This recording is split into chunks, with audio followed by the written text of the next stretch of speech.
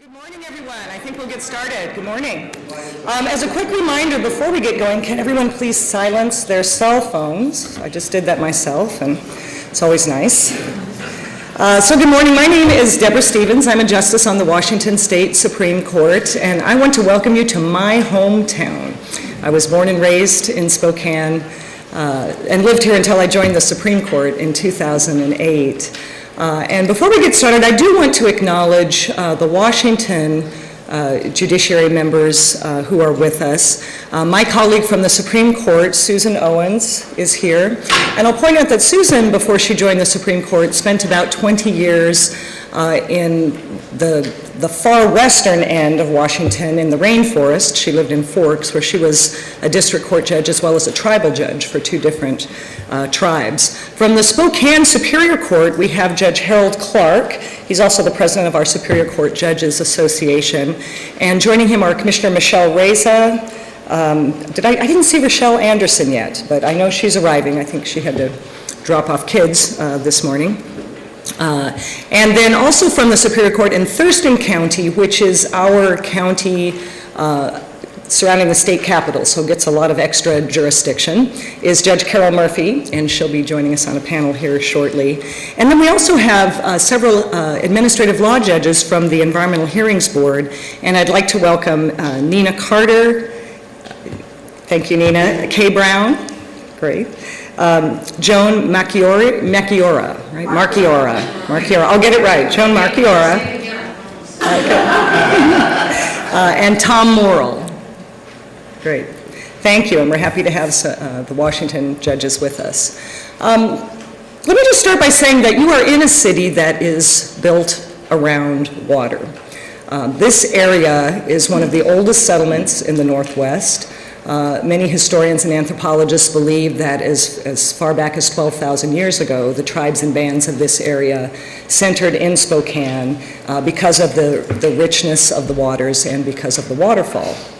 Spokane itself was founded as a city named in honor of the Spokane Indians, which means people of the sun, because of the falls, because they could run flour mills, and this was a center of agriculture and therefore became a center for the railroads. And so it surprises people to learn that, a big population center in Washington at around the time of statehood, which was 1889 for Washington, was this area as well as south and east of here in Walla Walla, Washington. There's not as many people there now as there had been in the 19th century.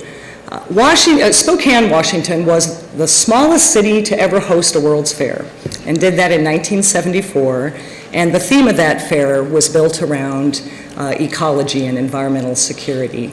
And so as you're enjoying this beautiful area, and I hope you'll have a chance to walk from the law school here back to the hotel where I think most of us are staying, you walk along the river and through a park that really was created in the aftermath of the World's Fair in 1974. So, I'm sorry, I could go on and on about Spokane. I'm obviously very proud of my city, but it's my pleasure to welcome you here. So the theme of this conference, I think, comes at an important time in the work that many of us do. And some of us, though I don't think it's a majority as I've met more and more of you, come to water law north by northwest. We're general jurisdiction judges. And so we see the whole array of issues. We are not water law specialists. And so one of the things that I'm particularly excited about being a feature of this conference is the focus on the intersection between the science of water and the law of water. And later this afternoon, we'll all have a chance to really dive in to some of the science, and of course tomorrow during the field day, really learn more about that as well. And that's part of how I became involved in dividing the waters. A couple of years ago, I think it started, I had lunch with Alf Brandt and Justice Craig Hobbs from Colorado, and hi Greg, and that's how I was drawn in. But my particular interest stemmed from my own involvement in an organization. I chair a Center for Graduate Education for Judges in Science and Technology, part of a group called the National Science and Courts Institute. And I think it is important that we better understand the environmental science behind the very important decisions that we're all asked to make. So it's my pleasure to welcome you here. I'm going to turn it over to Kathy Mix to get us kicked off for the rest of the day. Thank you. Thank you, Justice Stevens. I've met a number of you. My name's Kathy Mix, and I'm here because I spent the last 9 years of my legal career on the state administrative boards that handle some water rights cases and some water quality cases and a bunch of other cases. And I was the chair of that board for a number of years after some would say very long career with the Attorney General's office, and know many of the people in the room from that connection as well. So one of my first jobs this morning is to introduce you to the Board of Conveners of Dividing the Waters. I became a member of the Board of Conveners a year ago. So let me just introduce those people in the room.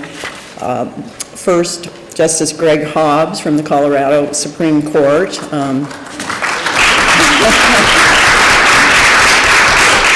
Justice Hobbs has just retired, like me, from the Colorado Supreme Court, but he is moving on to the University of Denver to be co-director of their Environmental and Natural Resources program and a distinguished faculty member there. So we will continue to see him in environmental and water rights matters around the West.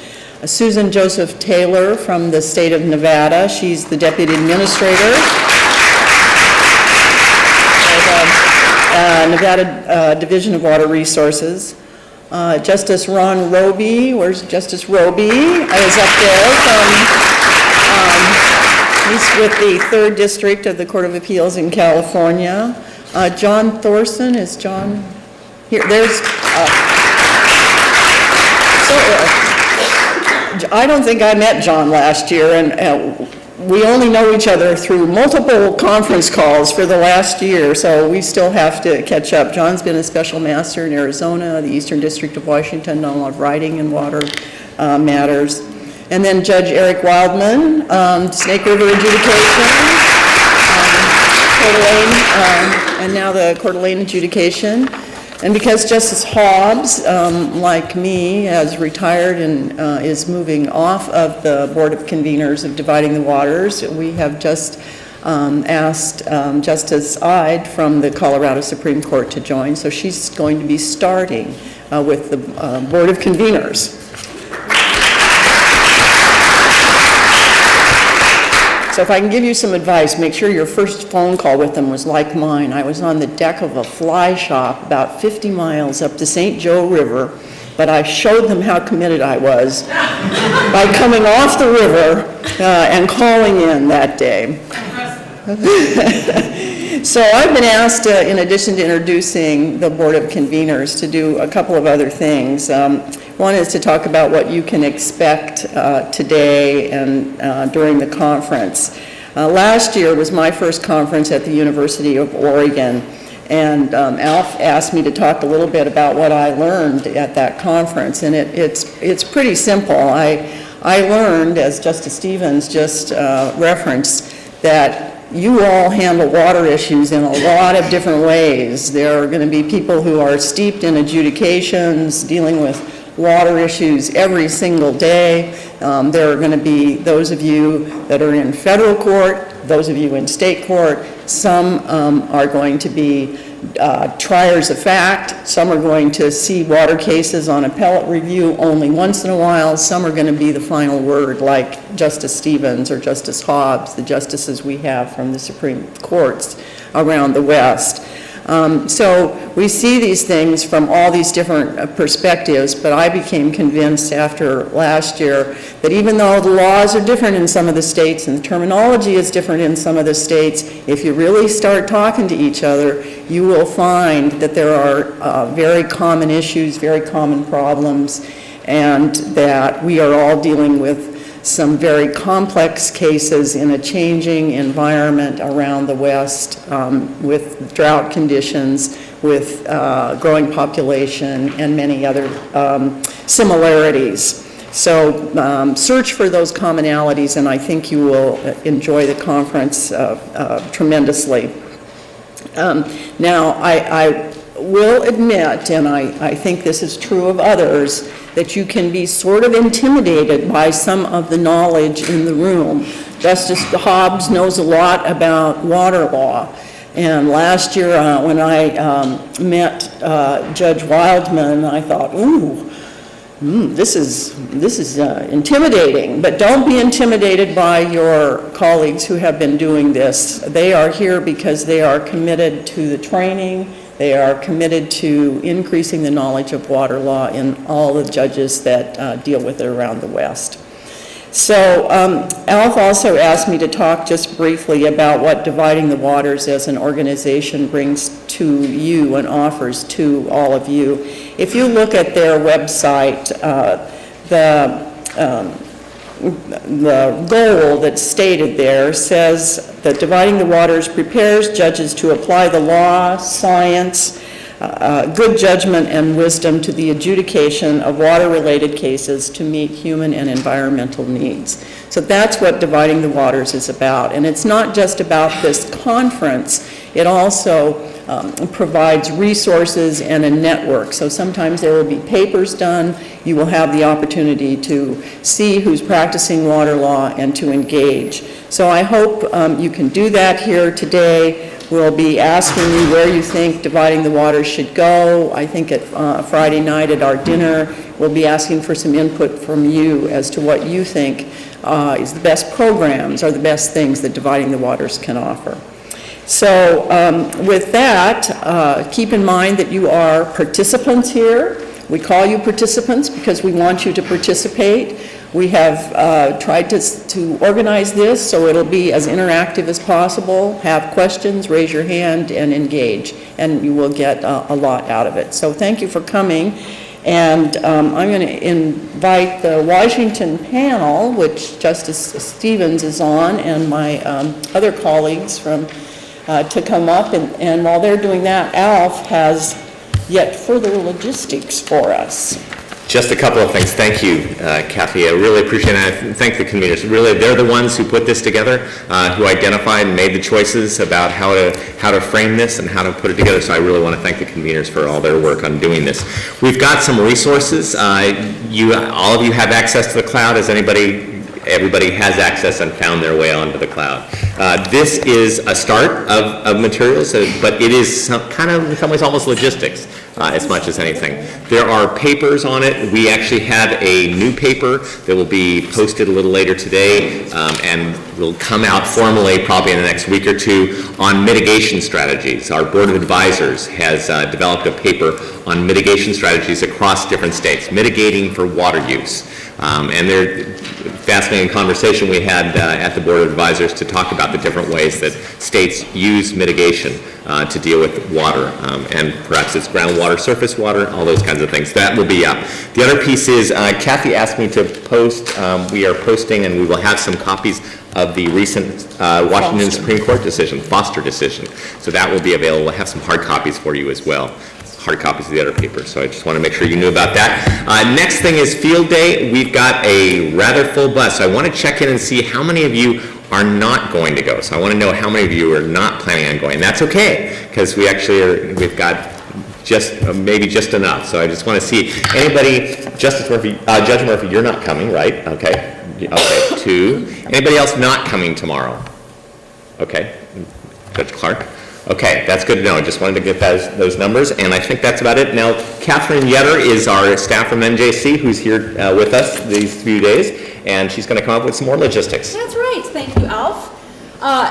Like Alf said, my name is Catherine Yetter. I'm the Academic Director for the National Judicial College. I bring you greetings from our President, Chad Smucker, who is at a board meeting this week in Chicago, so he's not able to be here with you. A few things. You will notice we have some cameras in the room. We are going to be videotaping this event today, and we want to thank the State Justice Institute for providing the funding for that. It will be available to you and the world, basically, after the event digitally online. FYI.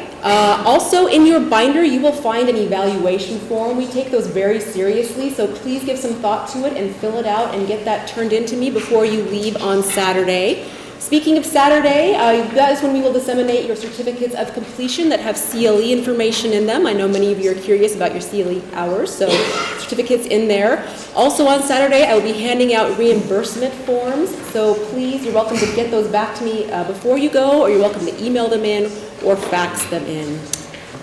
And one last thing I did want to, that reminds me, our conferences, for those of you who are new, our conferences are confidential.